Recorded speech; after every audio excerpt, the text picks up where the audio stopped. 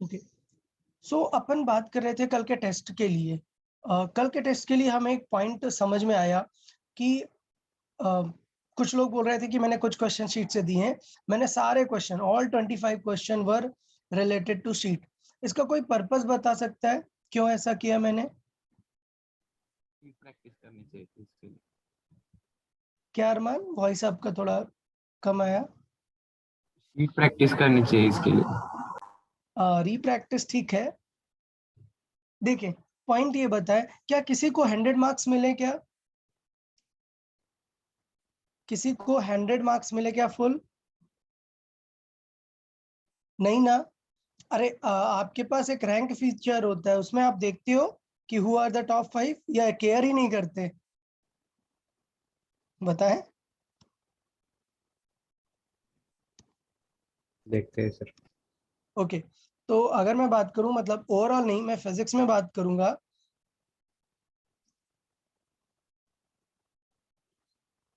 एक सेकेंड, मैं एक बार रैंक लिस्ट देख लेता हूं कि कौन स्टूडेंट्स हैं टॉप में। Just a second. हाँ,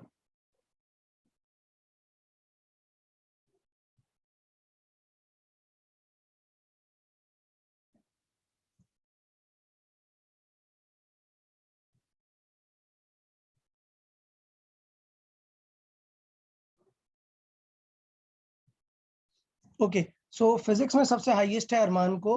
अरमान को कितना है? 95। सबसे ज्यादा हाईएस्ट है अरमान को। वेरी गुड अरमान, 95 मार्क्स है आउट ऑफ 100। फिर है उसके बाद अमित राज को 87 आउट ऑफ 100।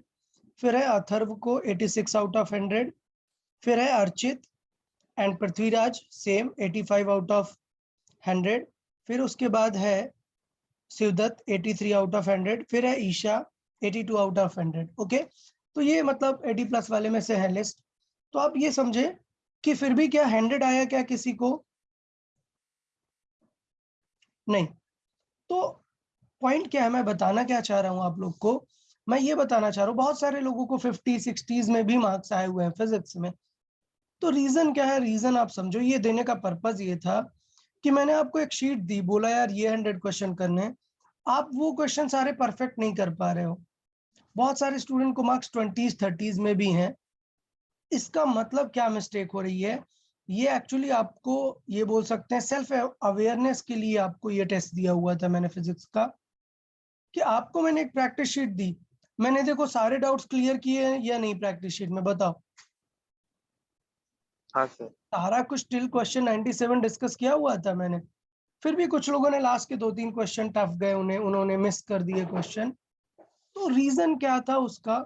इसका मतलब आप थोड़ा सा केयरलेस हो गए।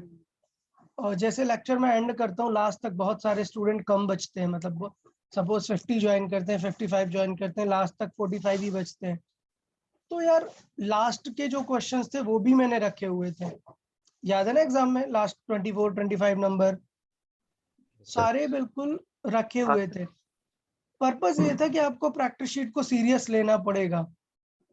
ये टेस्ट का पूरा पर्पस था, आपको क्या करना पड़ेगा? सीरियस लेना पड़ेगा प्रैक्टिस शीट को। प्रैक्टिस शीट का क्वेश्चन अच्छे से करना पड़ेगा, कि क्योंकि एग्जाम में देखो सेम क्वेश्चन आएगा क्या? नहीं, वैल्यूज तो चेंज रहेंगी ना, लॉजिक थोड़ा चेंज रहेगा। तो अगर आप प्रैक्टिस शीट के क्वेश्चन ही नहीं कर पा रहे हो, इसका मतलब आपकी प्रिपरेशन अच्छे से नहीं हुई। तो ये टेस्ट का पर्पस यही था कि आप लोग चेक करो कि आपकी प्रिपरेशन अभी कम चल रही है। आप प्रैक्टिस शीट बोल देते हो, सब लोग पेरेंट्स से बोल देते हो सर हो गए 100 क्वेश्चन तक हो गए, लेकिन अभी परफेक्ट नहीं है। ठीक है, अगर 100 क्वेश्चन तक सारे हो गए होते तो मार्क्स आने चाहिए थे ना। ठीक है। अच्छा, कुछ स्टूडेंट एक और मिस्टेक करते हैं, वो लोग किसी एक सब्जेक्ट को बहुत ज्यादा टाइम दे देते हैं। मैंने ये नोटिस किया बहुत सारे स्टूडेंट में। सपोज किसी ने पहले मैथ पिक किया, उसने मैथ को 1.5 आवर दे दिया। किसी ने पहले फिजिक्स किया, उसे 1.5 आवर दे दिया। यार ऐसा मत करो, डिस्ट्रीब्यूटेड रखो कि यार मिनिमम 1 आवर फिजिक्स को देने ही है। केमिस्ट्री में थोड़ा सा कम टाइम आप कर सकते हो, क्योंकि केमिस्ट्री जल्दी हो जाती है, और मैथ में थोड़ा सा ज्यादा टाइम दे सकते हो। बट ऐसा नहीं है कि फिजिक्स को 1 आवर से भी कम दे रहे हो, फिर पक्का प्रॉब्लम में आ जाओगे। ठीक है, तो ट्राई करो कि फिजिक्स को भी इनफ टाइम दें। ओके, चले। तो मैं टेस्ट पेपर डिस्कस नहीं करूंगा इस बार वाला, रीजन क्लियर है, सारे क्वेश्चन प्रैक्टिस शीट के हैं, सिर्फ न्यूमेरिकल वैल्यू बदल दी है। मतलब आपको फिर से मेरे प्रैक्टिस लेक्चर देखना है, जो मैंने प्रैक्टिस क्वेश्चन कराए आप वो फिर से देखो, क्वेश्चन को अंडरस्टूड करो और फिर एग्जाम का क्वेश्चन प्रैक्टिस करो। समझा ना सभी को? Yes sir. इस बार के डाउट्स आपको कैसे क्लियर करने हैं, आप पहले जाके फिर से मेरा प्रैक्टिस लेक्चर देखो, जो क्वेश्चन नहीं आया वो क्वेश्चन देखो आप वहां पर, उसके बाद फिर टेस्ट का क्वेश्चन प्रैक्टिस करो। ठीक है, तो ये बार वाला पेपर मैं डिस्कस नहीं करूंगा क्योंकि ऑलरेडी पूरा पेपर डिस्कस हो चुका है इनडायरेक्ट फॉर्मेट में। चले ठीक है, फिर अपन स्टार्ट कर लेते हैं आज का सेशन। ओके, तो अपन ने अभी तक क्या कंप्लीट किया हुआ था, हमने हॉरिजॉन्टल मोशन कंप्लीट कर दी थी, याद है आपको? हॉरिजॉन्टल डायरेक्शन की मोशन हमने कंप्लीट कर दी थी और इसमें दो तरह की बात की थी। एक बात की थी एक्सेलरेशन अगर क्या हो, कांस्टेंट। कांस्टेंट, और एक बात की थी कि एक्सेलरेशन अगर क्या हो, वेरिएबल। वेरिएबल। वेरिएबल होगा तो आप समझ गए कि आपको डिफरेंशियल कैलकुलस की जरूरत पड़ेगी, आपको डिफरेंशिएट और इंटीग्रेट करना पड़ता है। क्लियर ना? हाँ सर। अच्छा, कांस्टेंट में अच्छी बात थी कि हम क्या यूज कर सकते हैं, equations of motion. Equations of motion. ठीक है, अच्छा अभी क्या पॉइंट रखना है कि अब हम एक पढ़ने वाले हैं क्या, वर्टिकल मोशन। तो अभी तक हमने मोशन पढ़ी कि ऑब्जेक्ट हॉरिजॉन्टल डायरेक्शन में जा रहा है, अब हम क्या पढ़ेंगे, वर्टिकल डायरेक्शन में। तो जब हम किसी ऑब्जेक्ट को फ्रीली वर्टिकली थ्रो करते हैं, मतलब सपोज ये ग्राउंड है और क्या कर लिया, ऑब्जेक्ट को ऐसे ऊपर थ्रो कर दिया, तो ऐसे ऊपर जाएगा ये। बट प्रॉब्लम ये है कि जब ये ऊपर जाएगा इस पर एक एक्सेलरेशन नीचे की तरफ लग रहा होगा, क्या? ग्रेविटेशन। ग्रेविटी। ग्रेविटी इसे पुल कर रही होगी अपने तरफ।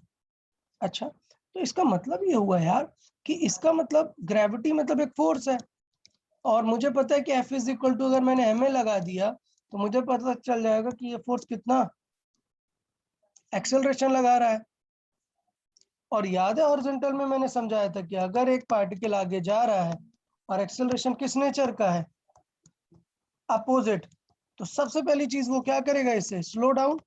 और स्लो डाउन होते होते एक चीज जो सर्टेन है, क्या क्या हो जाएगा एंड पे जाके, स्टॉप होगा। सबसे मेन इंपॉर्टेंट बात है कि अगर आपने अपोजिट डायरेक्शन में कभी भी एक्सेलरेशन लगाया स्पीड के, तो पक्का एंड पे जाके स्पीड क्या होगी, रुक जाएगा, वो जीरो हो जाएगा। अब नेक्स्ट प्रॉब्लम क्या समझाया था कि अगर क्वेश्चन ऐसा है कि एक कार जा रही है और वो आगे ब्रेक अप्लाई कर रही है, तो फिर आपको टेंशन नहीं लेना, तो फिर कोई दिक्कत नहीं, ब्रेक अप्लाई करके रुक जाएगी। लेकिन अगर क्वेश्चन एक पार्टिकल है और एयर है यहाँ पर, तो अगर एयर वगैरह है तो वो तो उसके स्टॉप के बाद भी काम करेगी ना फोर्स, तो वो उसको क्या करा देगी, रिटर्न करा देगी, इस डायरेक्शन में वापस आने लगेगा। समझा या नहीं? हाँ सर। Yes sir. इस हॉरिजॉन्टल को अपन रिलेट करेंगे वर्टिकल से, क्या कि अगर मैंने ऊपर थ्रो किया और मुझे पता है कि ग्रेविटी अपोज कर रही है, तो उसकी स्पीड क्या होने लगेगी, डिक्रीज। डिक्रीज। और अगर स्पीड डिक्रीज होगी तो डेफिनेटली एक चीज होने वाला है, क्या, फाइनल पे जाके कहीं पे स्पीड जीरो। तो इसका मतलब यार वहां पर जो करते थे, याद है कुछ निकाला करते थे, स्टॉपिंग टाइम, याद है? हाँ सर। हाँ सर। स्टॉपिंग डिस्टेंस निकालते थे, याद है? बताओ फॉर्मूला स्टॉपिंग टाइम का। U/A। You upon A, distance का बताओ। Square upon 2A। Very good यार, बहुत ही बढ़िया। अच्छा, तो यहाँ पर सिनेरियो क्या होगा, जब वो ऊपर जा रहा है और रुक जाएगा तो फिर वो नीचे आना स्टार्ट हो जाएगा। ये फील आया? Yes sir. तो यार ये जो स्टॉपिंग डिस्टेंस है, इसे अब हम अलग नेम देंगे। ऐसा नहीं लग रहा कि मैं इसे बोल सकता हूँ कि अच्छा ये मैक्सिमम कितना हाइट तक गया, क्या आपको ये फील नहीं हो रहा? I can say it that how high the object reached. Clear ना? Instead of stopping distance, formula वही है, सिर्फ नेम बदल गया। आप क्या बोलेगा आपसे, find the max height. Height. समझा कि नहीं? Yes sir. अच्छा, फिर पूछेगा बताओ कि टाइम कितना लगेगा उसे रिटर्न आने में। तो बहुत ही अच्छी बात होती है कि जितना टाइम ऊपर जाने में लगता है उतना ही टाइम, नीचे आने में तो इसका मतलब ऊपर जाने में कितना टाइम लगने वाला है, यू u अपन अपॉन ए ए। तो बेटा ऊपर जाके नीचे आने में कितना टाइम लगेगा, 2u अपन ए। 2u अपॉन ए। आप देख पा रहे हैं सिमिलरिटी। तो देखेंगे अंडर ग्रेविटी मोशन बहुत ही इजी होने वाला है अगर हम इसे स्टेप बाय स्टेप समझेंगे। तो चले अब हम इसे स्टेप बाय स्टेप समझते हैं। तो हमारे टॉपिक का नेम क्या है, motion under gravity. Motion under gravity. ठीक है, मतलब कि ये है कि हम तो केवल किसका इफेक्ट यहाँ पर कंसिडर करेंगे, ग्रेविटी का इफेक्ट। Gravity हाँ का। वर्धन बताएं। सर अगर नीचे आते वक्त मतलब उसको जो उसकी एक्सेलरेशन है सर उसको मतलब वो सपोर्ट कर रही होगी ना ग्रेविटी को, बिल्कुल कर रही होगी हाँ। इसके लिए सर टाइम मतलब ज्यादा होना चाहिए ना सर। नहीं टाइम ज्यादा नहीं होगा, आगे मैं और इन डिटेल एक्सप्लेन करता हूँ। कि सोचो किसी की स्पीड थी 50, ओके, अभी 50 से ऊपर जा रहा है तो ग्रेविटी नीचे पुल करेगी तो स्लो डाउन होगा, 40, 30, हाँ 20, सर। 0 डन। हाँ अब सोचो जब वो वापस ड्रॉप होगा तो स्पीड बढ़ना स्टार्ट होगी ना, क्योंकि ग्रेविटी तो अब उसे पुल करेगी, एक्सेलरेट करेगी ना। हाँ सर। तो स्पीड तो ऐसे ही होगी ना, 0 फिर 20, 30, 40, तो यहाँ आते आते तक ही 50 होती है। जब अपन इसकी मैथमेटिकल सॉल्विंग करेंगे तो यहाँ तक ही आके 50 होगी। क्लियर ना। Okay sir. हाँ, आगे हम इसे प्रूव करेंगे इस चीज को। तो हम ये समझेंगे, क्या समझेंगे, कि मोशन अंडर ग्रेविटी हमेशा दो पार्ट में होती है। क्या, कि जब भी अपन थ्रो करेंगे तो आपको ये नहीं समझना थ्रो किया तो अब ये जाते ही जाएगा, इनफाइनाइट तक चला जाएगा, ऐसा नहीं है। क्या होगा, थ्रो करेंगे तो डेफिनेटली कहीं पे जाके स्टॉप होगा और बाद में फिर नीचे आएगा। तो हमेशा मोशन अंडर ग्रेविटी में दो टाइप की चीजें चलती हैं, क्या, up journey and down journey. Clear. अच्छा, अब कुछ लोग सोच रहे होंगे कि इसे अगर ज्यादा ऊपर फेंका, मतलब ज्यादा तेज फेंका, तो ऐसा भी तो जा सकता है कि अर्थ से ही बाहर चला जाए। क्लियर। तो डेफिनेटली जा सकता है, डेफिनेटली जा सकता है ये। बट हम अपने चैप्टर में काइनेमेटिक्स में इतना तेज कभी नहीं थ्रो करेंगे। हम अपने काइनेमेटिक्स में इतना तेज कभी नहीं थ्रो करेंगे, क्योंकि अगर आप देखें कि कोई ऑब्जेक्ट अर्थ के जोन से बाहर जाएगा तो उसे कितनी स्पीड चाहिए होगी, उसे चाहिए होगी nearly about 11,200 kilometre, sorry metre per second. इतनी स्पीड चाहिए होगी। देख रहे हो ये कितनी बड़ी स्पीड है। ठीक है, तो डेफिनेटली काइनेमेटिक्स में दोबारा ये डाउट मत पूछना कि सर वो अर्थ को छोड़ के बाहर चला गया तो क्या होगा। नहीं यार, उसके लिए बहुत ज्यादा स्पीड चाहिए।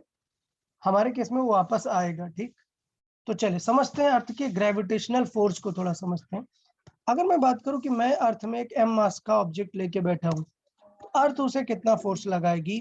तो मुझे लगता है क्लास 9th में आपने न्यूटन ये लॉ ऑफ ग्रेविटेशन फोर्स देखा होगा। क्या होता है फोर्स का formula, G m1 m2 by r square. याद आ रहा है या नहीं।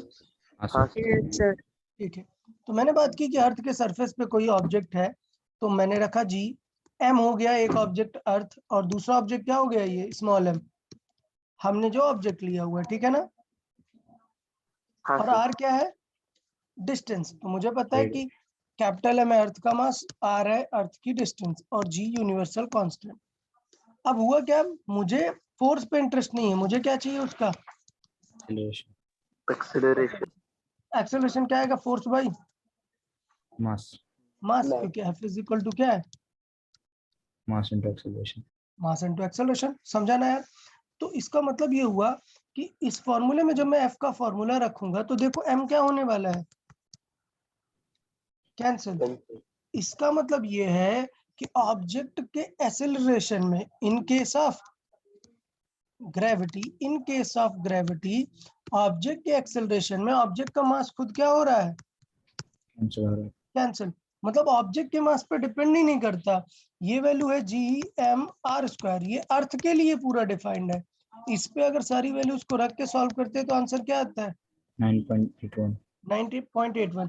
इसका मतलब acceleration due to gravity object पे डिपेंड नहीं करती, इसकी वैल्यू क्या है, फिक्स है।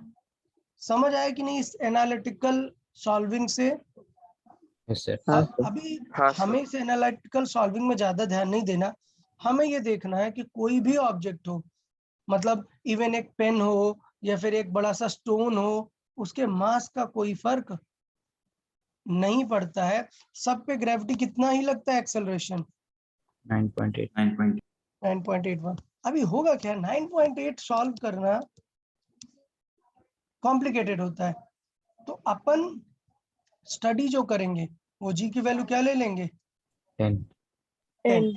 तो ऑल्दो क्वेश्चन में दिए होगा आपको और ऑप्शन देख के समझ में आ जाएगा आपको, मैं आगे सिखाऊंगा कि कब वैल्यू 10 लेनी है, कब वैल्यू 9.8। ले। लेकिन अगर क्वेश्चन के लास्ट में दिया है कि given consider g is equal to 9.5, तो मेरे से आके नहीं पूछने लगना सर ऐसा कैसे हो गया। अरे क्वेश्चन में दिया है तो वही वैल्यू यूज करना है, समझा ना? हाँ सर। हाँ, तो अगर क्वेश्चन में गिवन है तो वही वैल्यू यूज करनी है, ओके। अदरवाइज मैं जो सिखाऊंगा आपको, मैं हमेशा कौन सी वैल्यू लूंगा, 10 10, जिससे कैलकुलेशन इजी हो। एग्जाम में 9.8 लेना है या नहीं आपको समझ में आ जाएगा, मैं आगे आपको बताने वाला हूँ, ओके।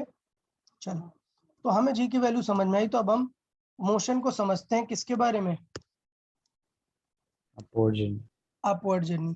सोचो मैंने किसी ऑब्जेक्ट को ग्राउंड से किस स्पीड से थ्रो किया,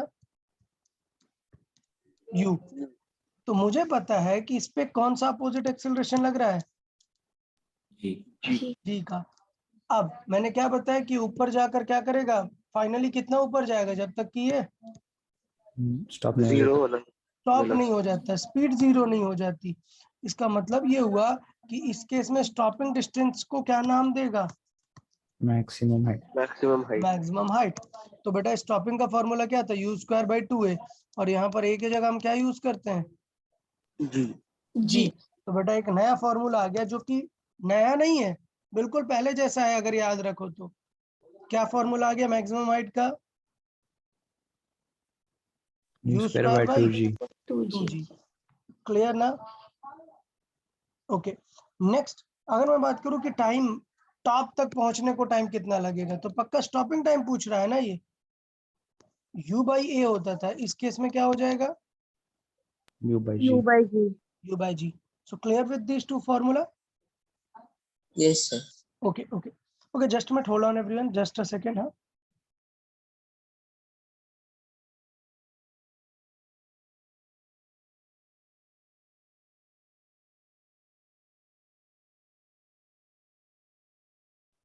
ओके, तो बताया यार, दो क्लियर फॉर्मूले फॉर अपवर्ड जर्नी क्लियर हुए या नहीं?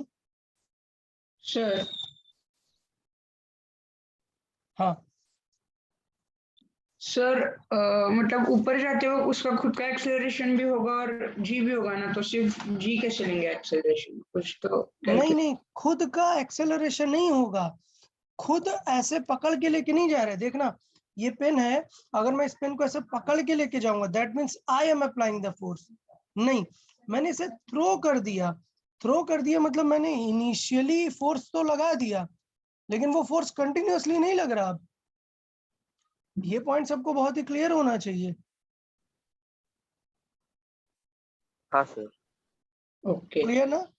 तो इसका मतलब ये है कि हम कंटिन्यूअसली लेके नहीं जा रहे। आप कंटिन्यूअस लेके जाओगे तो आप तो, सपोज मैं 10 की स्पीड से लेके जा रहा हूँ, तो मैं कंटिन्यूअसली 10 की स्पीड से लेके जा सकता हूँ, ठीक है ना? Okay sir. ओके, ठीक है। हाँ, किसी को डाउट क्या?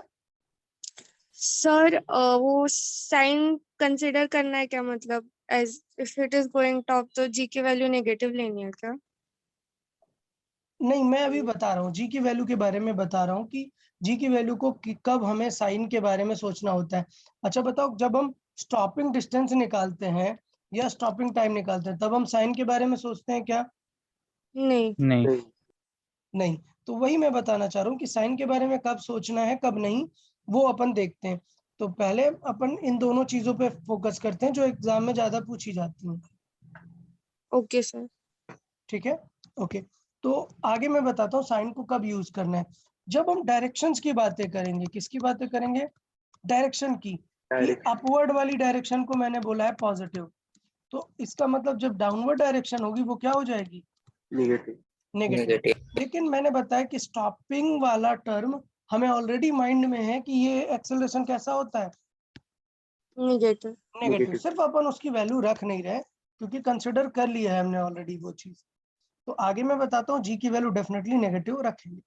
उससे पहले एक चीज और देख लेते हैं, क्या कभी कभी पूछ लेता है कि time to reach at the same point, मतलब क्या हुआ? अगर यहाँ से किसी को थ्रो किया, वो ऊपर गया, पूछा कि मैक्स कितना टाइम लगेगा, तो कितना टाइम लगेगा? भाई जी। यू बाई जी। और क्वेश्चन में पूछ रहा है कि when the suppose a man throws a ball with certain speed, let's say 20, so after how much time it will come back?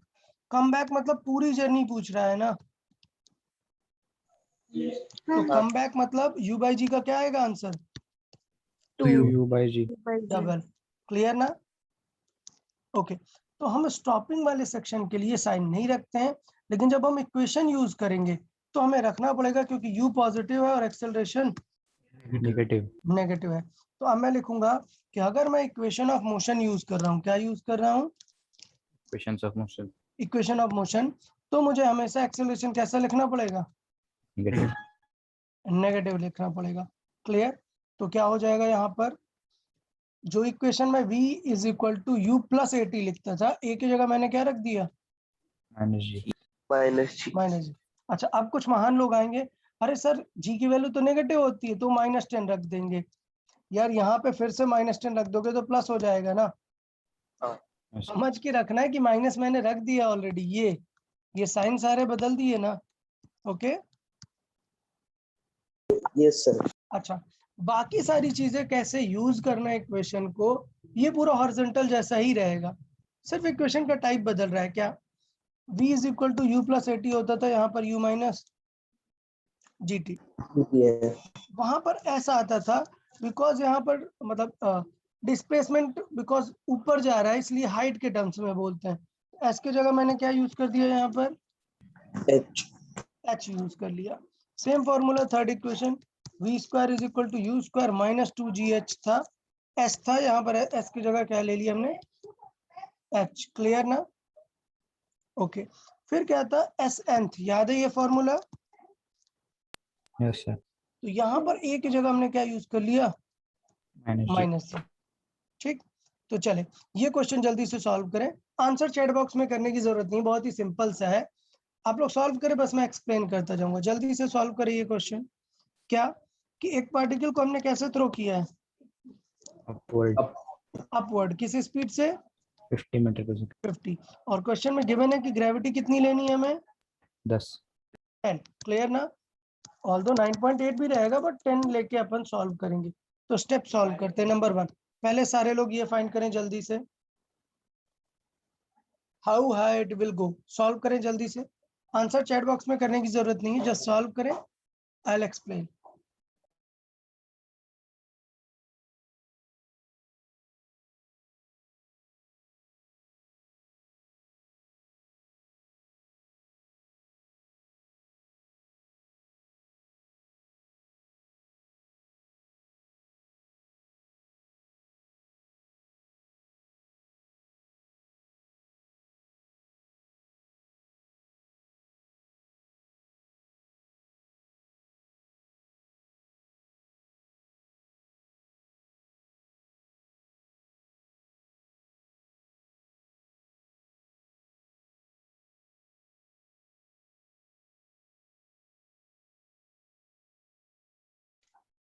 Okay done, सबको हो गया? बताएं क्या आंसर आ रहा है? 125। 125। 125 मीटर। क्लियर? चले, Yes, बहुत sir. बढ़िया। 125 मीटर। सिंपल आइडिया है, क्या है? यू स्क्वायर बाई जी हमें पता है मैक्स हाइट होती है, हमने तुरंत यू स्क्वायर रखा, जी की वैल्यू रखी और सॉल्व कर दिया यार। नेक्स्ट ये वाला क्वेश्चन सॉल्व करें।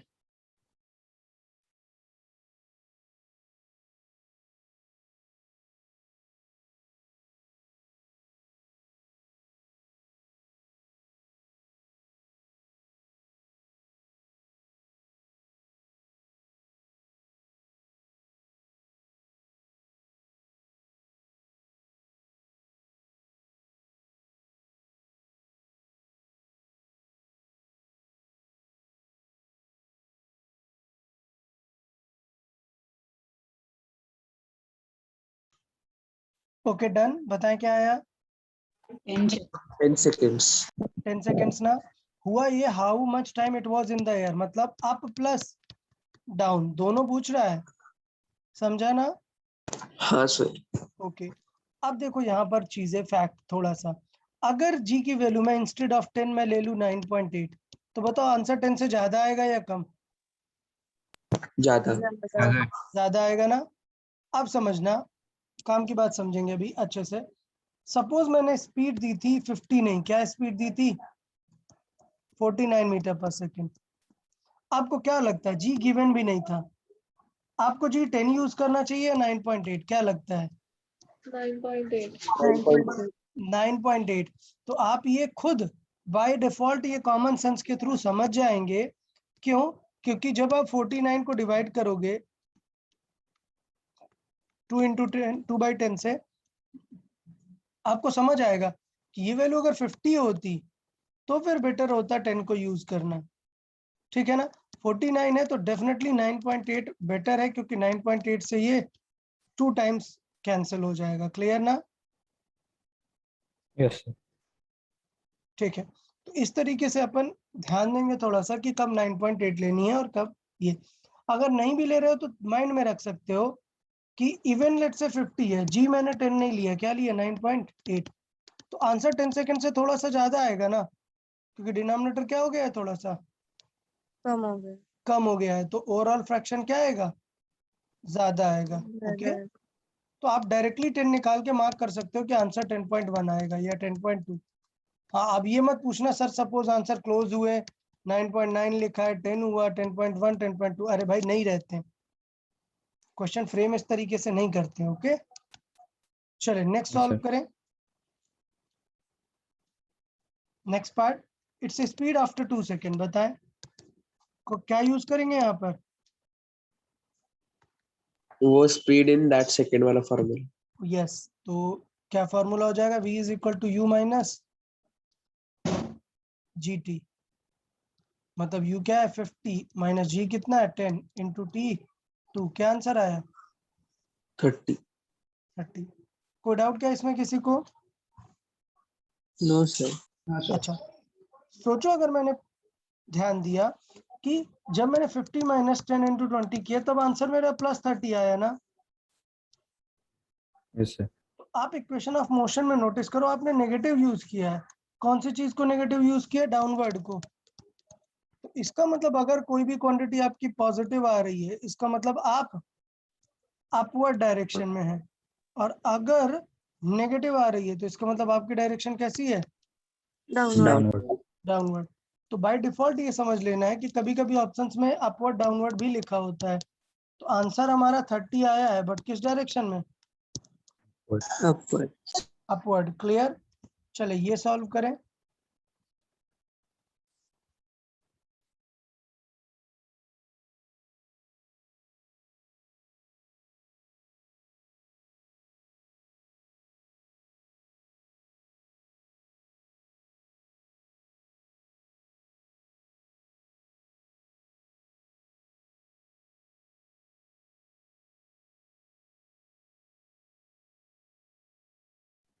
बताएं आंसर क्या आ रहा है? 30 मीटर पर 30 meter per second downwards. Downward. -30 आ रहा है, आपने सॉल्व करके देखा आंसर क्या आ रहा है? -30, मतलब माइनस क्या बता रहा है हमें? Downward. Downward direction. तो मैं यहाँ पर आपको क्या समझाना चाहता हूँ कि मोशन अंडर ग्रेविटी में भी केयरफुल रहना है कि अगर पॉजिटिव आ रहा है मतलब अपवर्ड डायरेक्शन में, और नेगेटिव आ रहा है तो Downward. डाउनवर्ड डायरेक्शन में। क्लियर ना? ओके तो चले ये पार्ट सॉल्व करें जल्दी से।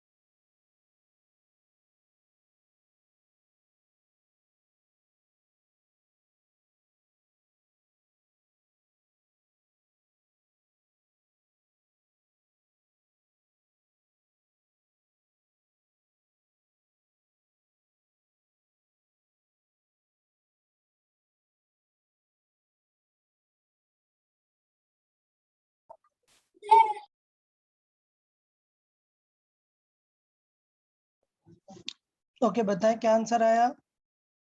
105 मीटर। 105 meters. 105 प्लस में आया या माइनस में आया? प्लस में चलो तो अब मैं समझाता हूँ कि इसका प्लस आने का मतलब क्या होता है। इसका प्लस आने का मतलब होता है स्टार्टिंग पॉइंट से रेफरेंस। हमने कहाँ से थ्रो किया है? इस नीचे पॉइंट से, यहाँ से। तो अगर आंसर प्लस आ रहा है मतलब आप इस पॉइंट से कहाँ हो? ऊपर हो। ऊपर हो। और अगर आंसर नेगेटिव आ रहा है मतलब आप इस रेफरेंस से भी नीचे नीचे। तो अब कुछ लोग सोच रहे होंगे सर ऐसे कैसे होगा, ग्राउंड के अंदर कैसे चला गया पार्टिकल? तो डेफिनेटली नहीं जाएगा। ऐसे टाइप का क्वेश्चन कब बनेगा? जब आप कहाँ से थ्रो करोगे इसे? एक हाइट इसी से। हाइट बिल्डिंग से। से एक बिल्डिंग से थ्रो करोगे तो ऐसे थ्रो करोगे, फिर ये ऊपर आके नीचे ऐसे आएगा। तो अगर आपका आंसर आया -20, इसका मतलब आंसर ये होगा कि बिल्डिंग से 20 मीटर नीचे वो होगा पोजीशन। समझ आया या नहीं? इस माइनस का मतलब क्या होता है डिस्टेंस के केस में, हाइट के केस में? यस सर हाइट के केस में माइनस का मतलब होता है उसके खुद के रेफरेंस से नीचे। अगर खुद के रेफरेंस से ऊपर है तो फर्क नहीं पड़ता कि वो अपवर्ड जर्नी है या रिटर्न जर्नी। आंसर क्या आएगा? Positive positive. तो फिर से समझते हैं आप पक्का। ये चीज जो है ये सब लोग को कंफ्यूजन रहता ही है। मैं क्या बताना चाहता हूँ वो समझने का ट्राई करें आप लोग। देखिएगा मैं क्या समझाना चाहता हूँ। मैं ये समझाना चाहता हूँ कि जब ये ऑब्जेक्ट अपवर्ड जर्नी में है, कहा कैसे है? अपवर्ड जर्नी में, तो इसकी स्पीड कैसी होती है? v positive. जब ये ड्रॉप हो रहा होता है, डाउनवर्ड जर्नी में होता है, तब इसकी स्पीड कैसी होती है? नेगेटिव। नेगेटिव। सबको दोनों वर्ड्स क्लियर है? v कैसा होगा? नेगेटिव। लेकिन एक चीज नोटिस करने वाली है कि जब वो अपवर्ड जर्नी में है तभी भी हाइट क्या है उसकी? पॉजिटिव। इवन वो डाउनवर्ड जर्नी में है, देखो जर्नी डाउनवर्ड है लेकिन अभी हाइट तो रेफरेंस से ऊपर ही है ना, तो h अभी भी क्या रहेगी? Positive positive. तो मैं ये समझाना चाह रहा हूँ कि जब बेटा वो ड्रॉप हो रहा होता है ना तब h नेगेटिव नहीं है। समझा कि नहीं? यस सर कब होगा? जब आप इसे किसी हाइट से जाके थ्रो करेंगे। मैं आगे सिखाऊंगा, अभी इसमें टेंशन नहीं लेना, आगे सिखाऊंगा। जब ऐसे ड्रॉप करेंगे तब चांस है कि वो रेफरेंस से नीचे आएगा। Okay yes sir. चले, तो बहुत बड़ा आगे से ये समझ में आ गया। तो ये मुझे समझ में आ गया कि आंसर आया 105। अब ये कैसे पता चलेगा कि ये अप में है या डाउन में है? तो हमें एक माइंड में बैकएंड में क्या चलता रहना चाहिए हमेशा? टाइम। टाइम। कि Time. कितनी देर में स्टॉप होगा बताओ? 50 से थ्रो किया तो कितनी देर में स्टॉप होगा? 5 seconds। 5 सेकंड में। सबने निकाला, हमने u/g से निकाल लिया, कितना आया? 5 सेकंड। इसका मतलब 7 पे पूछा है तो डेफिनेटली वो कौन सी हाइट है? डाउन। डाउनवर्ड्स डाउनवर्ड जर्नी की। क्लैरिटी है सबको कि वो अप है या डाउन? कैसे चेक करते हैं? फॉर्मूले से देख के नहीं पता चलेगा कि वो अप है या डाउन। ओके यस सर हाँ, कि पता चला आपने देखा अच्छा प्लस, अरे ये तो अप की है। नहीं, किससे पता चलेगा अप या डाउन? टाइम से। टाइम टाइम से। से चले बहुत बड़ा यार फिर। ठीक है, तो मुझे लगता है यार यहाँ तक चीजें आपको काफी क्लियर समझ में आ रही हैं कि कैसे हमें इक्वेशन ऑफ मोशन को यूज करना है, कैसे स्टॉपिंग वगैरह को। अब नेक्स्ट पॉइंट, याद है मैंने बताया था कि कभी भी स्टॉपिंग का क्वेश्चन करो तो एक चीज फाइंड करने में हमेशा केयरफुल रहो, क्या? डिस्टेंस। डिस्टेंस। क्योंकि सारी इक्वेशन किस चीज को रिप्रेजेंट करती हैं? डिस्प्लेसमेंट को डिस्प्लेसमेंट को। तो कभी भी आपसे डिस्टेंस पूछेगा तो हमें पूरा पाथ काउंट करना पड़ता है, क्या? पूरा पाथ। समझा कि नहीं? यस सर ठीक है, पूरा पाथ से मीनिंग क्या है? मेरा मीनिंग ये है कि मैंने पूछा find the distance in 7 second, आपने फॉर्मूले में रख दिया, आंसर आ गया क्या? 105। क्या ये सही है? नहीं। नहीं, डेफिनेटली ये सही नहीं है। क्या सही है? ये ऊपर गया और ऐसे रिटर्न आया ना, अभी ये हाइट 105 है, बट ये नहीं है। हमें तो कौन सी वाली चाहिए हाइट? ये ना, ऊपर गया और रिटर्न कितनी देर में आया। क्लियर? हाँ। तो ये कैसे फाइंड करेंगे? इसके लिए क्या पता होना चाहिए थी? Stopping distance. तो एच मैक्स क्या कितनी निकाली थी, याद है क्या किसी को? Use u square by 2g g से। आंसर कितना आया था? 125 125। तो इसका मतलब अगर पूरी 125 है तो ये रिमेनिंग कितनी है? 125 minus 105 105 कितना आया ये? 20। So how much is the distance? 105 नहीं है डिस्टेंस, क्या होगा? 125 प्लस 20। क्लैरिटी है या नहीं डिस्टेंस को लेके बताइए। हाँ सर। तो ये इम्पोर्टेंट है, ये बहुत ही इम्पोर्टेंट है कि डिस्टेंस कभी भी है तो आपको थोड़ा सा ध्यान देना पड़ेगा। तो ये किस क्वेश्चन से सिमिलरिटी आ रही है? ये हॉरिजॉन्टल में वो वाले क्वेश्चन से सिमिलरिटी आ रही है जिसमें रिटर्न आता था, याद है?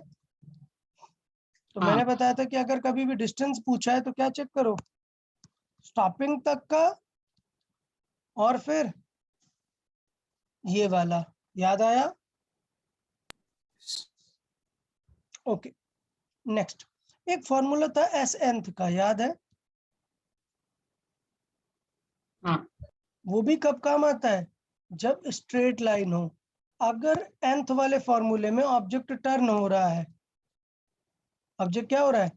टर्न हो रहा है, तो क्या एस nth से सही आंसर आएगा क्या? नहीं। तो केयरफुल रहना है कि कब एस nth यूज कर सकते हैं या नहीं। आप देखो अगर एस nth में वो यहाँ पर है तो कर सकते हैं, कर सकते हैं। हाँ इवन रिटर्न जर्नी में है तभी भी कर सकते हैं। सिर्फ कहाँ पर नहीं कर सकते? जब वो खुद सेकंड ही वहां पर रिटर्न हो रहा होता है। ओके, मतलब मैं बात करता हूँ, सपोज ये है 3, ये है 4, ये है 5, ये है 6, ये है 7। तो बताओ 7th के लिए मैं अप्लाई कर सकता हूँ या नहीं? Yes. कर सकता हूँ क्योंकि वो क्या है अभी? स्ट्रेट। बताओ मैं 4th के लिए कर सकता हूँ या नहीं? हाँ Yes. कर सकता हूँ क्योंकि 4th के लिए भी वो अभी स्ट्रेट है। क्या मैं 5th के लिए कर सकता हूँ? नहीं. नहीं। तो 5th के लिए नहीं कर सकता, तो फिर मैं कहाँ से सॉल्व करूंगा? यहाँ से ये निकाल लूंगा और ये दोनों से सॉल्व। डन ना? हाँ सर। तो पक्का ये मैंने हॉरिजॉन्टल मोशन में बताया था, इसलिए मैं यहाँ पर थोड़ा सा फास्ट बता रहा हूँ। ओके, तो मुझे लगता है डिस्टेंस कवर करना आप लोग समझ गए हैं। तो चले जल्दी से ये वाला सॉल्व करें। टोटल जर्नी कितने टाइम की हुई है? हमेशा माइंड में रखना है, कितनी? 5 सेकंड 5 सेकंड की। तो बताओ 4th वाला पहले पड़ जाएगा या प्रॉब्लम में है 4th? पहले पड़े नहीं, पहले पड़ेगा। पहले तो पड़ेगा। एसएनथ यूज कर सकते हैं या नहीं? हाँ कर सकते कर सकते हैं। तो जल्दी से सॉल्व करें। डिस्टेंस कवर्ड इन 4 सेकंड।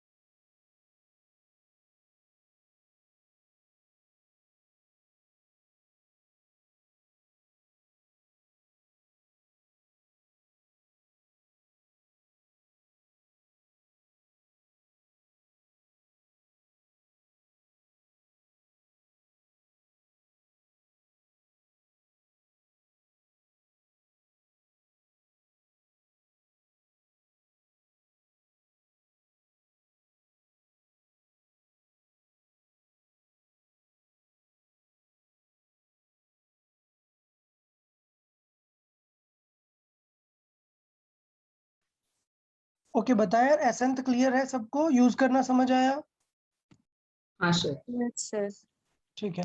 तो ये जो है मैंने ये डायग्राम ऐसे बना दी है कि आपको हर बार बनाने की जरूरत नहीं है। सिर्फ आपको ऐसे थॉट देना है कि 5 सेकंड में स्टॉप होगा तो 4th वाला प्रॉब्लम में नहीं है। ओके, सपोज ये स्टॉप होता 5 पॉइंट या 4.5 सेकंड में, तब क्या 4th सॉल्व कर पाते? हाँ सर। बताइए, क्या 4th सेकंड को डायरेक्ट फॉर्मूले से सॉल्व कर पाते हैं? हाँ सर। कर लेते हैं, क्योंकि 4th का मतलब होता है 3 to 4। समझा ना? ये प्रॉब्लम तो कहां पर आएगी? 5th में, 4 to 5 में। अच्छा बताओ, इस क्वेश्चन के लिए क्या मैं 5th भी डायरेक्टली फाइंड कर सकता हूँ? हाँ। सबको समझ आया ना? 5th भी डायरेक्ट कर सकता हूँ क्योंकि 5th में भी अभी टर्न नहीं हो रहा है। 4 to 5 भी क्या है अभी? स्ट्रेट जगह Straight में है। भी आएगा। Okay Wait, wait. ठीक है ठीक है। अब नेक्स्ट ये क्वेश्चन अच्छा है, बताए ये क्वेश्चन सब लोग ट्राई करें क्या होगा। Eight which time it will be at half of the maximum height. ये आप चैट बॉक्स में आंसर करें, देखिए कितने लोग सही फाइंड कर पाते हैं। क्वेश्चन ये है कि एक ऑब्जेक्ट को किस स्पीड से थ्रो किया ऊपर, 50 मीटर पर सेकंड से। अब आपको बताना है एट विच टाइम, ये मान लेते हैं क्या है फाइनल स्पीड 0, ये है max height. Eight which time it will be half of the maximum height, यहां पर कब होगा वो। चलो ट्राई करें, answer it in the chat box, देखें कितने लोग समझ पाते हैं क्या करना है इस क्वेश्चन में।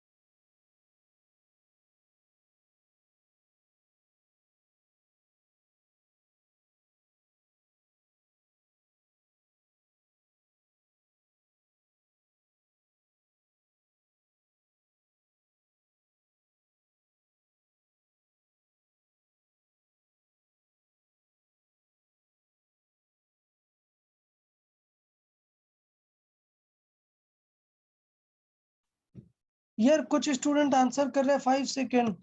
भाई 5 सेकेंड कैसे हो सकता है, 5 सेकेंड तो कहां तक का टाइम है, टॉप तक का टाइम है भाई, कुछ भी करोगे आंसर। हाँ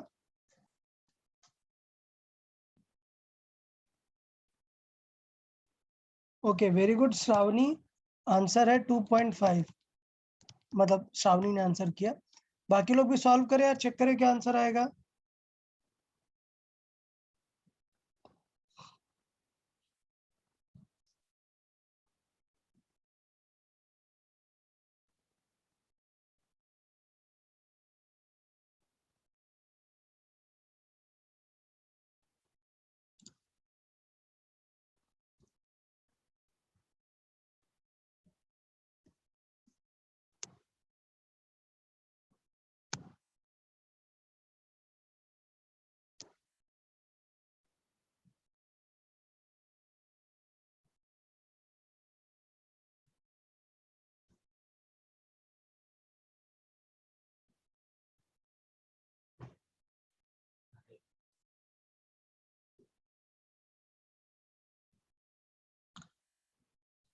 चले अच्छा ये समझते हैं, डेफिनेटली 2.5 गलत आंसर है। अभी सब लोग सॉल्व करना बंद करें, सब लोग सॉल्व करना बंद करेंगे।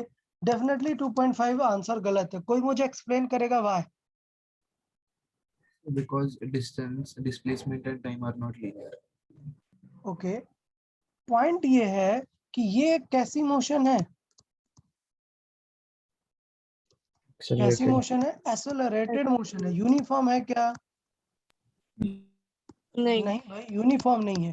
तो ये जो यूनिटरी मेथड का लॉजिक होता है ना कि 5 सेकंड में इतनी डिस्टेंस कवर की, इसमें कितनी कवर करेगा, ये वैलिड होता है किसमें, यूनिफॉर्म में। एक्सेलरेटेड में जो टाइम और डिस्टेंस है वो किससे रिलेटेड होते हैं, स्क्वायर फंक्शन से, मतलब लीनियर होते हैं क्या, नहीं। अगर मैंने बोला कि फुल हाइट पर वो 5 सेकंड पे है, तो इसका मतलब ये थोड़े है कि हाफ हाइट पे 2.5 होगा, ये है क्या, नहीं। ऐसा कब होता, जब एक्सेलरेशन क्या होता, Uniform. 0, एक्सेलरेशन नहीं होता, तब हम बोलते कि डिस्टेंस इज इक्वल टू क्या होता है, सिर्फ स्पीड इनटू टाइम। समझा ना। तब डिस्टेंस और टाइम कैसे रिलेटेड है? लीनियर। कोई पावर नहीं दिख रही ना, यस सर। तब आंसर 2.5 होता। समझा कि नहीं? चलो अब यार आप लोग बताओ, पहले बताओ एक स्टेप, सिंगल स्टेप, ये लाइन क्लियर हुई या नहीं सभी लोगों को? हाँ पक्का? चलो नेक्स्ट पॉइंट।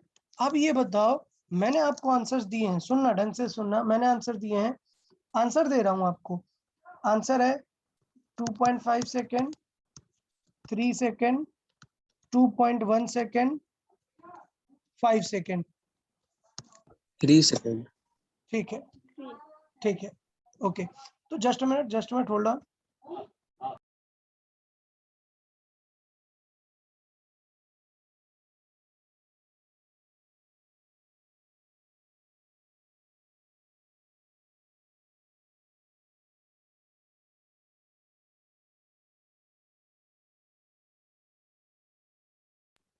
चले, हाँ, क्या बात कर रहे थे हम यहाँ पर?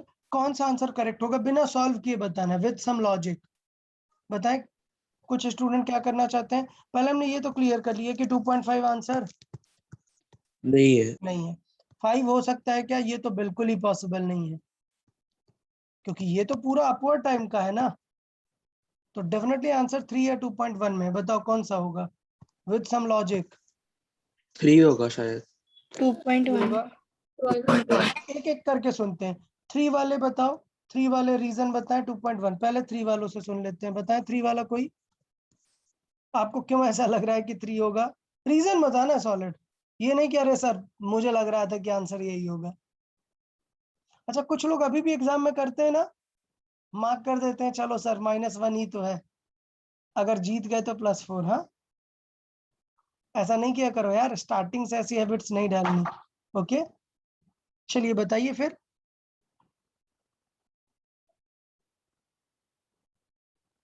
सर वो 3 रहेगा। हाँ अरमान बताओ क्यों, रीजन चाहिए मुझे, ऐसा गेस नहीं, रीजन क्या लग रहा है आपको? उसका वेलोसिटी कम होते जाता है ना, ऊपर जाता है कभी, तब ओके, चलो 2.1 वाला कोई बताओ, 2.1 वाले को क्या लग रहा है? सर 2.1 होगा शायद, क्योंकि इनिशियल वेलोसिटी उसकी ज्यादा होती है, तो फिर वो ज्यादा। वेरी गुड कार्तिक, यही करेक्ट रीजन है। कि ये बताओ यार, कि जब पहले थ्रो किए तो पहले 50 रही होगी ना, बाद में कम होते जाएगी, तो जब वो ऊपर के जोन में होगा तब स्पीड कम है या ज्यादा, स्लो है या फास्ट? कम है. स्लो।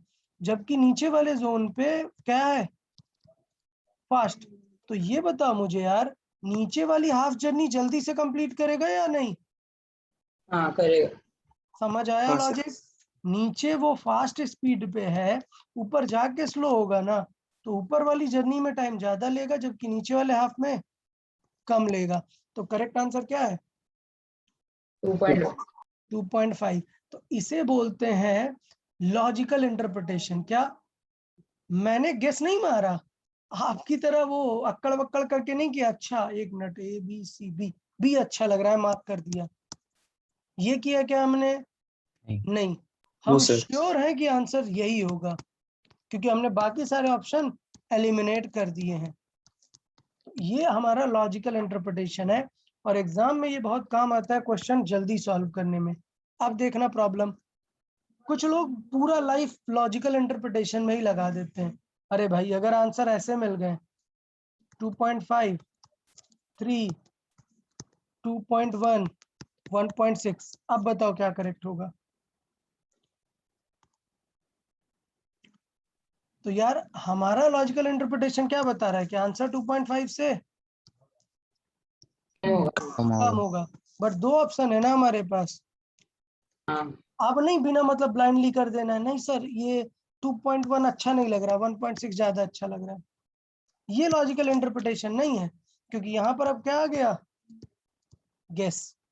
अब गेस करने लग गए, गेस नहीं करना है, आपको श्योरिटी देना है कि हाँ सी ऑप्शन ही रिमेनिंग बच रहा है। समझ आया कि नहीं सबको?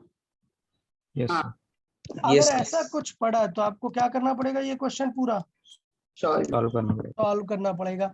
और अगर ऐसा ऑप्शन नहीं होता, ये 5 है, तो फिर हम डेफिनेटली बोल सकते थे कि इसका आंसर करेक्ट है। तो आप क्या करेंगे, दोनों चीजों की प्रैक्टिस करेंगे, सॉल्व भी करना सीखेंगे और बाकी आपको इंटरप्रेट करना समझ में आ गया है। बताएं क्लियर है या नहीं? हाँ यस अच्छा, सॉल्व करने के लिए सिंपल सा है, इक्वेशन ऑफ मोशन यूज करनी पड़ेगी।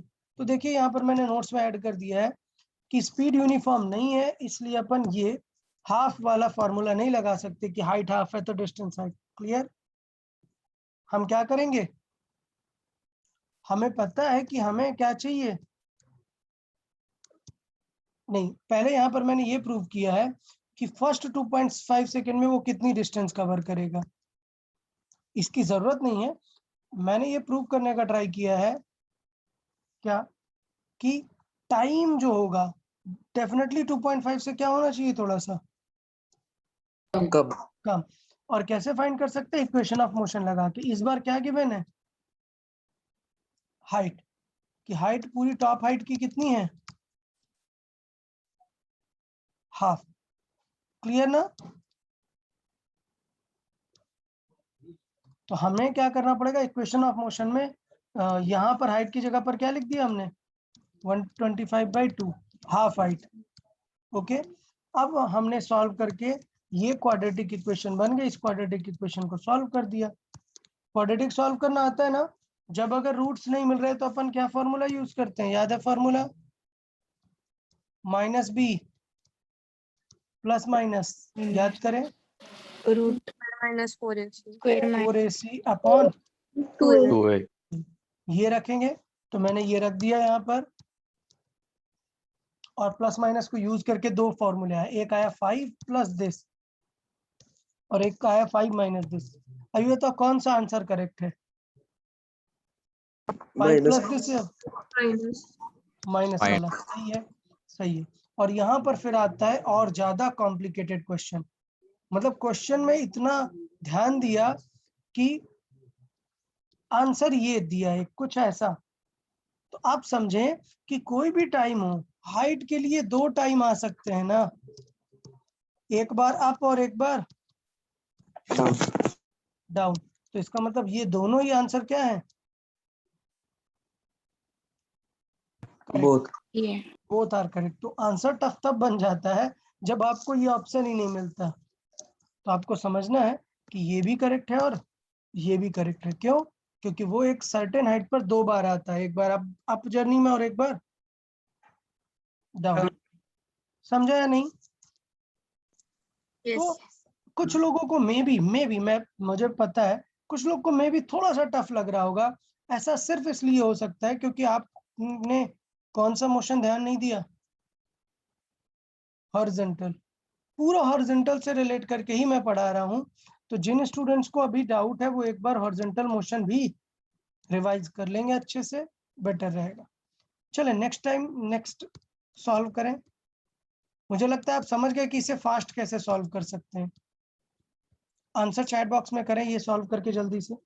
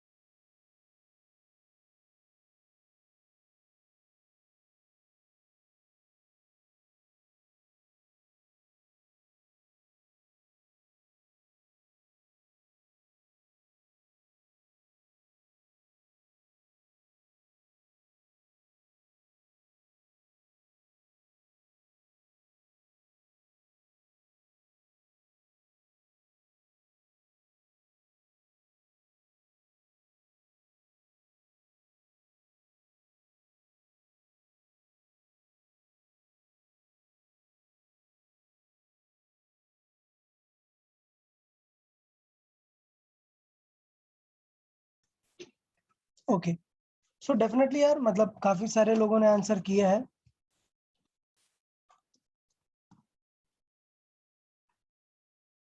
Clear? So 5 metre is the correct answer. But मैं आपको समझाना चाहता हूँ कि क्या क्या प्रॉब्लम फेस होने वाली हैं हमें ये सॉल्व करने में। पहले क्वेश्चन को समझते हैं। क्या पूछा है, find the distance covered in last last second of what, upward journey. Clear? तो क्या पूरी जर्नी का लास्ट सेकंड पूछा है? नहीं। पूरी जर्नी का लास्ट पूछता तो कौन सा वाला होता? ये होता, समझा ना? ये होता लास्ट 1 सेकेंड। ओके, हाँ लेकिन हाँ, आपसे क्या पूछा है? अपवर्ड का लास्ट। तो आपको पता है कि कितने टाइम पे ऊपर पहुंचा? 5 सेकंड 5 सेकेंड में। तो इसका मतलब आपको क्या फाइंड करना है? फिफ्थ।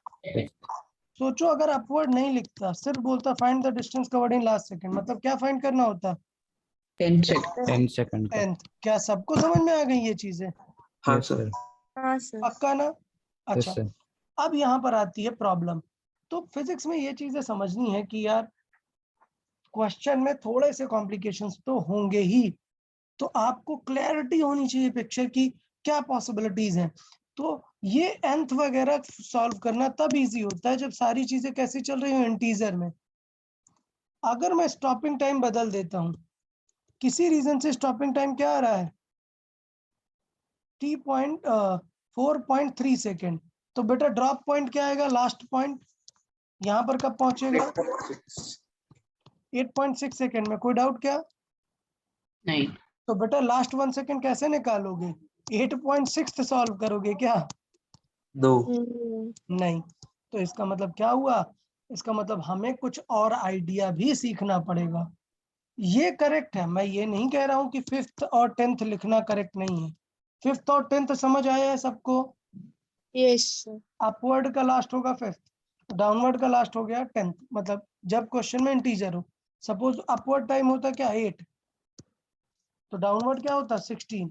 अपवर्ड का लास्ट पूछता तो 8th फाइंड करते, डाउनवर्ड पूछता तो 16। ये क्वेश्चन कब काम में नहीं आएगा? जब टाइम कैसा आ रहा है? डेसिमल। डेसिमल में। तब कोई बता सकता है कि हम क्या करेंगे? बताए कोई। तब क्या करेंगे? सपोज टाइम 4 सेकेंड आया, कुछ देख लेते हैं। टाइम 4.3 सेकेंड आया। अब बताओ अपवर्ड टाइम कैसे निकालेंगे? लास्ट का 1 second of upward journey. 4.3 minus 3.3। Yes, क्या करेंगे? Distance in 4.3 minus distance in 3.3। 3.3। But it is a very lengthy one. कोई और बताएगा दूसरा शॉर्टकट कुछ समझाया है तो? सर अज्यूम ये करेंगे कि वो 4.3 से स्टार्ट कर रहे हैं, फिर एग्जैक्टली बहुत ही बढ़िया, बहुत ही बढ़िया। क्या क्या समझाया था बेटा? कि अगर क्वेश्चन में यहाँ कहीं पे पूछेगा तो यू इसे मान के मत करो। क्या मान लो? उल्टा। स्टॉप वाले से उल्टा शुरू करो। इसे मान लो यू, तो जो एक्सेलरेशन नेगेटिव लिखते थे अब क्या कर दो? पॉजिटिव। पॉजिटिव। ज्यादा कुछ फर्क पड़ता नहीं है। तो बेटा फर्क नहीं पड़ता कि ये टाइम क्या है, फर्क स्टॉप होगा क्या होगा, कुछ फर्क नहीं पड़ता। लास्ट 1 सेकेंड का आंसर हमेशा क्या आएगा? इट विल फील लाइक कि यहां से स्टार्ट हो रहा है। तो h इज इक्वल टू क्या आएगा? ut तो हो गया अब 0, और माइनस की जगह क्या लिख देता हूँ? Plus half GT square. 1 second का आंसर क्या आ जाएगा? अगर g 10 लिया तो आएगा कितना? 5। और g अगर 9.8 लिया तो क्या आएगा? 4.9। इसका मतलब last second of upward journey depend ही नहीं करता कि आपने किस स्पीड से थ्रो किया है। हमेशा कितना होगा लास्ट सेकेंड में? 5। अगर जी 10 ले रहे हो, अगर जी 9.8 ले रहे हो तो कितना? 4.9। ये समझा कि नहीं यार? हाँ सर। हमेशा आंसर यही आएगा इररेस्पेक्टिव ऑफ किस स्पीड से थ्रो कर रहे हो। आंसर लास्ट 1 सेकेंड का हमेशा आएगा क्या? Half GT square. मतलब t की वैल्यू 1 रखेंगे, मतलब हमेशा आंसर g/2 आएगा, चाहे कुछ भी कर लो। ओके, यस पक्का ना सबको? Yes sir. यस नेक्स्ट, अगर ये लास्ट सेकेंड ऑफ ड्रॉप पूछा यहाँ पे, अब बताओ क्या करेंगे? यहाँ पे पूछा तो क्या उल्टा सॉल्व करने से कुछ बेनिफिट होगा क्या? नहीं। नहीं होगा यार। तभी भी तो आपको यहाँ पे चेक ही करना पड़ेगा ना। तो कोई और बता सकता है क्या जुगाड़ लगाए? उल्टा कर सकते हैं इस बार भी। या इस बार भी कर सकते हैं, बट काम इस बार इजी हो जाएगा, 2 बार नहीं निकालना पड़ेगा। क्यों? आपको ये पूछा है ना, तो आप ये मत सॉल्व करो। क्या सॉल्व करो? ये वाला सेक्शन। तो इसका मतलब ये लास्ट का 1 सेकेंड इसके जैसा हो जाएगा स्टार्टिंग के 1 सेकेंड का, और स्टार्टिंग 1 सेकेंड आ जाएगा ना, h is equal to ut minus half gt square, और 1 रख दोगे t, तो आंसर क्या आएगा u माइनस g/2। जी बेटा। समझा या नहीं यार? Yes sir. Yes sir. तो चीजें कितनी इजी हुई। तो ये सारी चीजें यार समझनी पड़ेंगी, आपको सीखनी पड़ेंगी कि आप हमेशा एसेंथ के फॉर्मूले में नहीं रह सकते हो। क्लियर ना? Yes sir. तो पक्का लिमिटेशन ऑफ एसेंथ सब लोग समझेंगे। और जब भी ऐसा क्वेश्चन शीट में मिले, मैं चाहता हूं कि याद है ना 2 सेपरेट नोट्स बनानी है। एक तो मेरी ये नोट्स जो मैं पीडीएफ आपको देता हूं, आपको पीडीएफ प्रिंट करके रख लेना है, और एक नोट्स क्या बताया, कॉन्सेप्ट नोट्स। कॉन्सेप्ट नोट्स, जिसमें इंपॉर्टेंट क्वेश्चंस रहेंगे। तो जब भी ये क्वेश्चन आपको मिलेगा जिसमें एसेंथ से काम नहीं बन रहा, उस कॉन्सेप्ट को जरूर रखेंगे, क्योंकि अभी मैं बता रहा हूं, अभी आपको समझ में आ रहा है, लेकिन जब हम अपन नेक्स्ट चैप्टर में जाएंगे ना, तो ये चीजें भूल जाती हैं। तो जो चीजें एग्जाम में गलत होने के चांस है, उनको कॉन्सेप्ट नोट्स में लिख के रखना है, भूलनी नहीं चाहिए। ओके, तो ये देखो मैंने समझाया यहाँ पर कि मुझे लास्ट सेकंड चाहिए था, तो मुझे पता था कि टोटल जर्नी 5 है, तो लास्ट सेकंड मतलब क्या पूछ रहा है, 5th। तो मैंने 5th निकाल दिया, लेकिन एक्चुअली एक दूसरा मेथड होगा क्या, लास्ट सेकंड को किससे सॉल्व कर दो, first second of drop. Clear? तो आंसर हमेशा क्या आएगा, 5 मीटर। 5 मीटर। तो ये लॉजिक याद रखना है कि कभी भी distance of last timing of upward journey is equal to the first timings of downward journey. Downward journey. समझा ना? तो चलो अब आंसर बताओ कि एक ऑब्जेक्ट को मैंने थ्रो किया है, 50 से नहीं थ्रो किया, 45 से थ्रो किया इस बार। Find the distance covered in last 2 second of upward journey. चलो सॉल्व करो सब लोग, आंसर करो। Last 2 second of upward journey. तो सबसे पहले टाइम ऑफ स्टॉप कितना आ जाएगा, यू बाई जी, क्या आएगा 4.5। ओके। तो लास्ट 2 सेकेंड मतलब आप एस 4.5 माइनस 2 सेकेंड माइनस करो, कितना आएगा 2.5। क्या ऐसे निकालोगे, नहीं। नहीं। तो निकालें, फिर आप कैसे निकालेंगे इसे,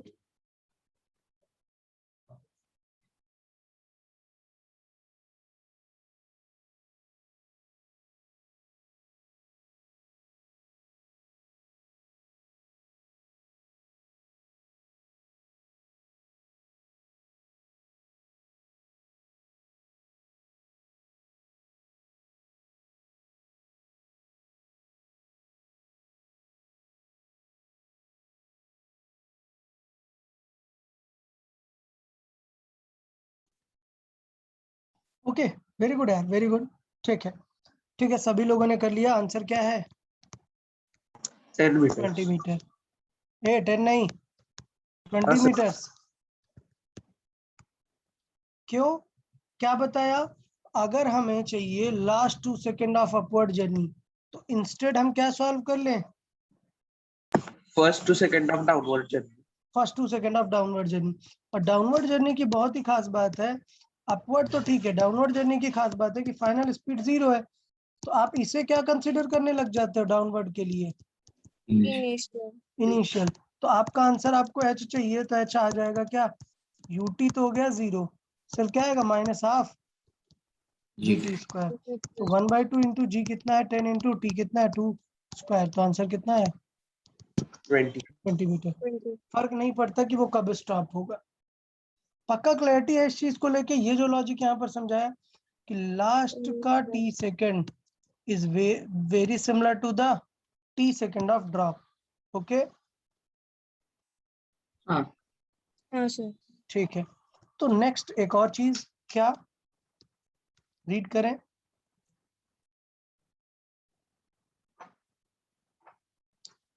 समझा ये सेक्शन सबको? हाँ सर। ओके अगर पूरे सिस्टम का या फिर last timing of downward journey पूछ रहा है तो उसे किसके इक्वल सॉल्व करना है? स्टार्टिंग का। तो T time of last downward journey का आप सॉल्व कर दो क्या T time of upward journey. तो अपवर्ड के लिए तो फॉर्मूला यही रहेगा। डन। तो आपको सोचने की जरूरत नहीं कि कब स्टॉप करने वाला है। ओके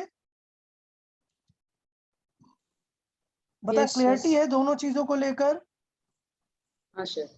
हाँ सर। Yes sir. तो चले बहुत बढ़िया। ये क्वेश्चन आप लोग जल्दी से सॉल्व करें, दोनों पार्ट सॉल्व करें, जल्दी से दोनों पार्ट सॉल्व कर लें सब लोग।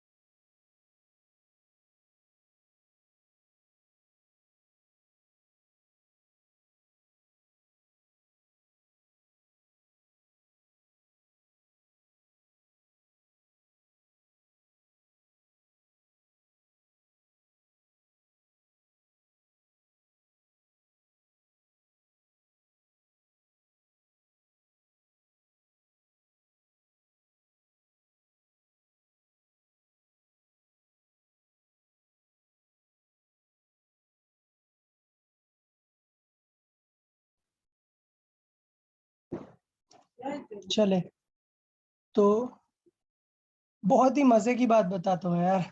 इस क्वेश्चन का आंसर क्या फर्क पड़ा था कि आपने 35 से थ्रो किया? नहीं क्योंकि नहीं। आपको डाउनवर्ड का 2 सेकंड लिखना है। डाउनवर्ड का आंसर क्या ही आने वाला है? Half GT half square. GT वो तो 20 ही आने वाला है। मतलब देख रहे हो कि ये जो अपवर्ड की चीजें होती है ना यहाँ की, ये यू पे डिपेंड नहीं करती। ओके तो मुझे लगता है सभी लोगों ने सॉल्व किया ना पहला वाला पार्ट। Yes sir. अच्छा सेकंड पार्ट देखें यार। सेकंड पार्ट अभी कुछ लोगों ने ही आंसर किया। वेरी गुड कार्तिक, सफा, ईशा, वेरी गुड। बाकी लोग भी सॉल्व करें। लास्ट का 2 सेकंड पूछा है ना डाउनवर्ड जर्नी का, ये दिख रहा है ना फिगर। तो इसका मतलब हमें क्या सॉल्व करना है? फर्स्ट का 2 सेकंड। और फर्स्ट का 2 सेकंड मतलब समझ गए, यू रहता है।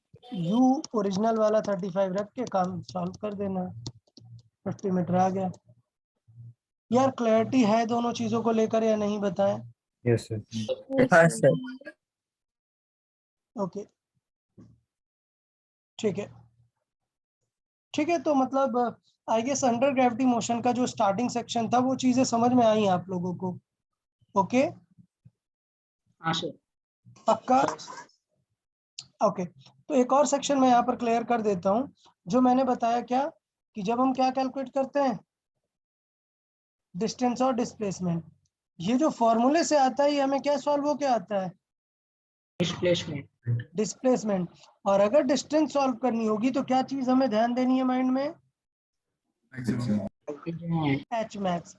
तो ये 7 सेकंड वाला क्वेश्चन ऑलरेडी हमने कर लिया था कि अगर हमसे 7 सेकंड पे पूछा है तो हमें एच मैक्स का ध्यान देना है और फिर ये वाली डिस्टेंस। अच्छा इसमें क्या है, ऐसे क्वेश्चन में हमें क्लियर है कि ये फाइनली तो ग्राउंड पे ही आएगा। तो मुझे ये पता है कि मैक्सिमम डिस्टेंस कितनी हो सकती है। मैक्सिमम डिस्टेंस इसका डबल ना भाई, इतनी जाएगा और इतनी रिटर्न आएगा। क्लियर या नहीं? Yes sir.